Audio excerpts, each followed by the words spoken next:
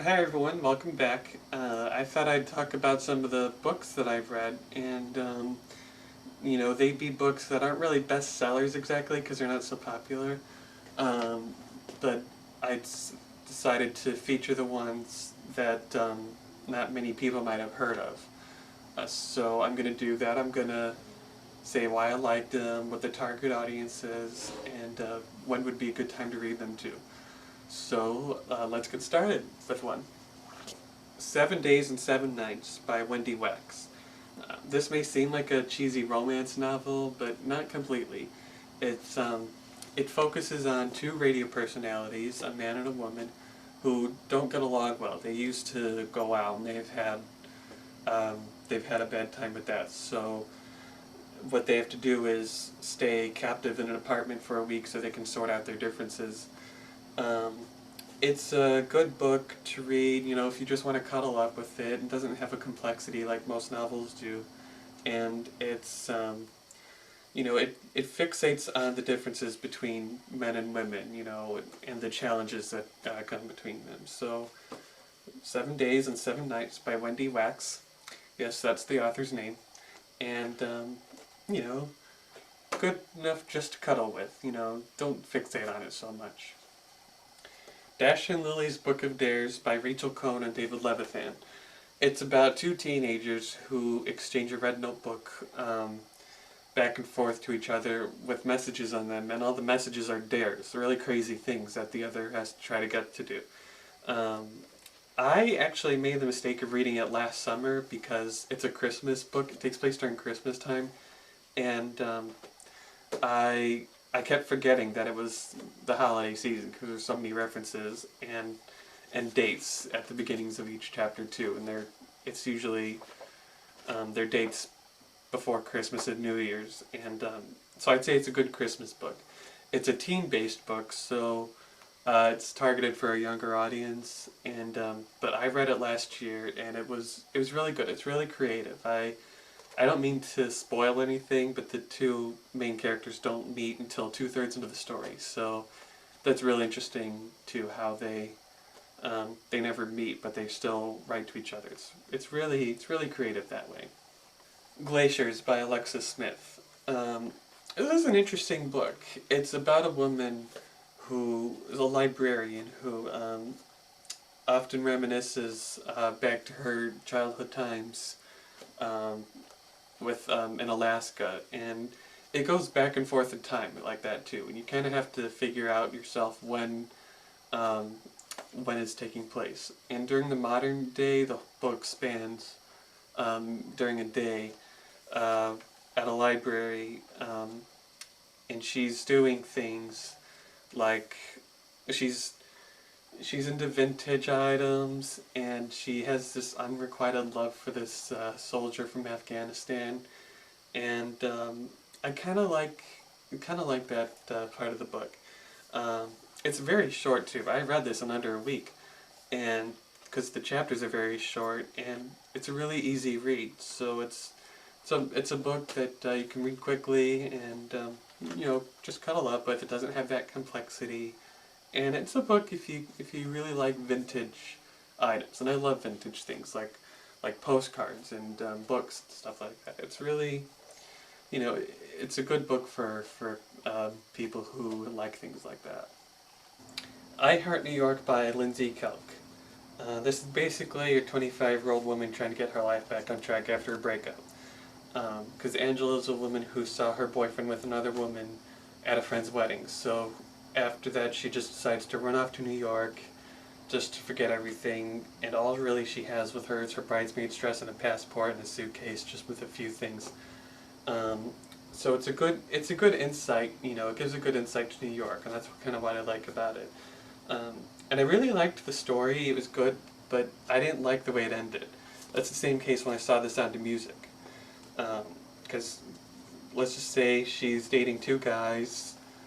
I like one for her, the other one's okay, and she chooses the other one, and I wish it ended differently, but I'm not gonna get any more into that.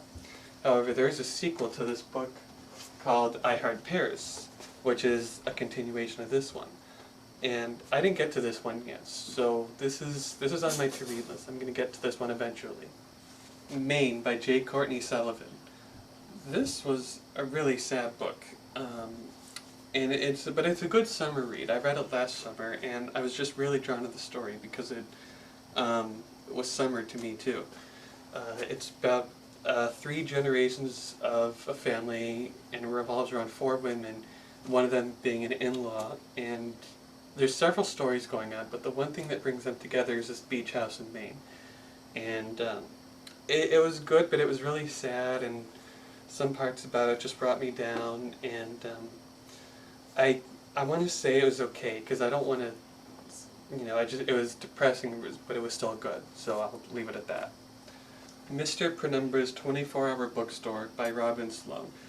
This was okay. It's about what it sounds like, because it takes place in a very unusual bookstore, and it's described in the first chapter if you really want to know.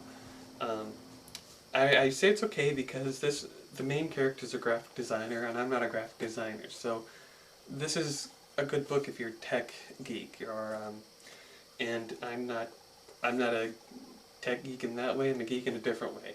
I'm only techie when it comes to smartphones or social media. So this is a good book if you're into that graphic designing kind of thing. So I liked it, but it was a little complex because it has some mysterious parts to it.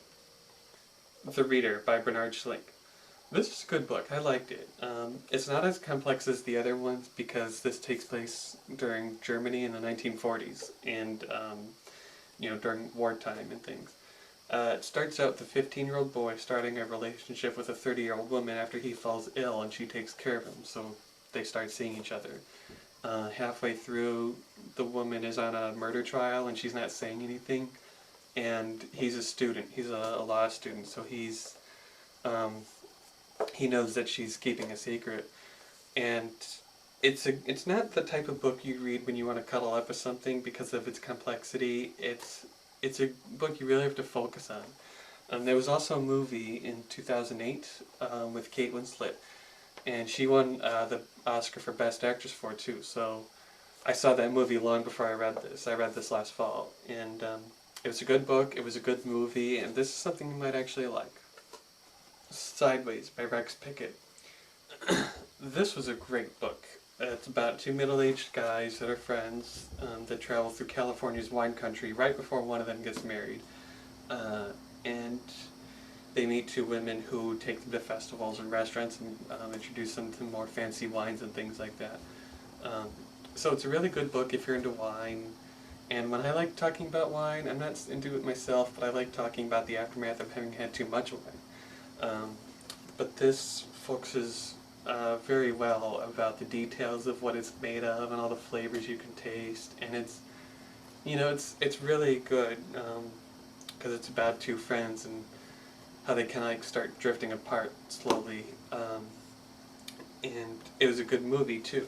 It was a movie in 2004 with Paul Giamatti, Virginia Madsen, and it was a really great movie. It won an Oscar, and I feel it's one of Paul Giamatti's best performances. I love the movie and I love the book.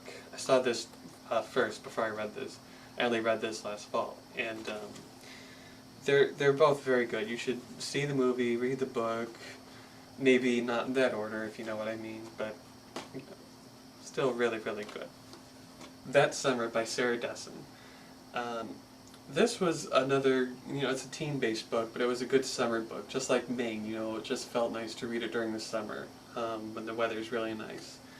It's about a teenager named Haven who's watching her father and sister get married, respectively, to people she's not very fond of.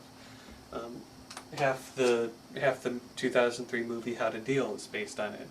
The other half is based on a book by the same author. And if you're gonna read this, read it during summer because it just felt perfect somehow. So it was really good, and Haven is the type of character you want to feel sorry for just because of what she's going through. So hope you like it, and I hope you like the movie if you decide to see that too. This Is Where I Leave You by Jonathan Tropper. This was a great book. Loved it. I just finished it a week ago. it's about a family that comes to mourn the death of their father, and they sit Shiva, and it's told from the point of view of the character Judd, who at the moment he's going through divorce because his wife had an affair with his boss, and now she's pregnant with his baby, with Judd's baby. And it's a good book to read if you're mourning the loss of a loved one, like a father or something. And not that I can relate, because both my parents are alive and well and healthy. It's just I relate well to the character Judd so much because he's a lot like me.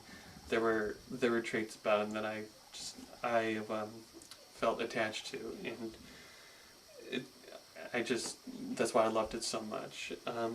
It's also going to be a movie this fall, which is why I really wanted to read it. Jason Bateman will play Judd, and it'll also feature other people like Jane Fonda, Tina Fey, Connie Britton, Rose Byrne, and other actors too.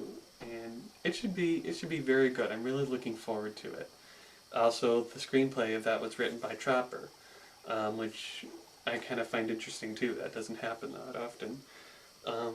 So it was just really good, and I loved it so much, and I went through it really quickly because I was really, really into it. It really drew me in. So that was it with these books, and I hope you get a chance to read them, and if you do, let me know what you think. And I'll also be reading other books too as the year goes on, and I'll let you know what those are, what they were like and how I liked them, and keep watching out for those. So I do want to remind you about next week. One thing I want to do is a Q&A type of things, so feel free to ask me any general interest questions you'd be curious to know about me. Leave them in the comments and I'll get to them, and I'll try to answer them next week. And just in case I don't have enough, I'm going to try to plan something else for next week instead. So ask me anything, leave them down there, and I'll get to them. And whether I answer questions or not next week, I know I eventually want to get to them. So, you get to know about my books, and I hope you like them, and I'll see you next week.